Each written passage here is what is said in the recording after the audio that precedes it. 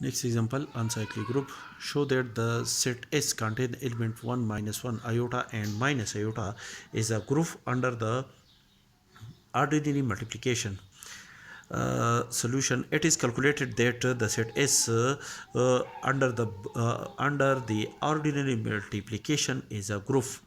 It was discussed in lecture number 19. See lecture number 19 for the proof for the calculation of the set S is a group under the ordinary multiplication. Since the set S is generated by a single element iota, that is when we operate the element iota, the set S contain the element iota, and when we operate the element iota with the element iota, the resultant element is iota square, which is equal to minus 1, which is an element of the set S.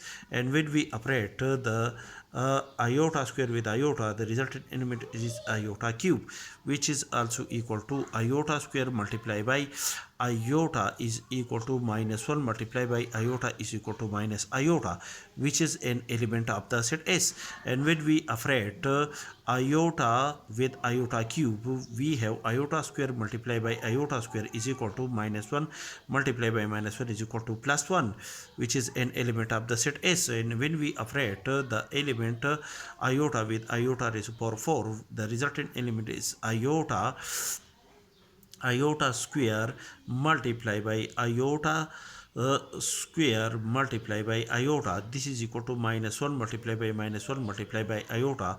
The resultant element is again equal to iota, which is again the first element of the set S. And when we operate the element iota with iota raised to power 5, the resultant element is iota square multiplied by iota square multiplied by iota square. The resultant is minus 1 multiplied by minus 1 multiplied by minus 1 is equal to minus 1, which is the second element of the this set, and so on. Therefore, each element of the set S is generated by the single element iota. Therefore, in this case, we can say that the above group having the set S under the binding operation under the ordinary multiplication is a cyclic group, and this group is generated by a single element iota.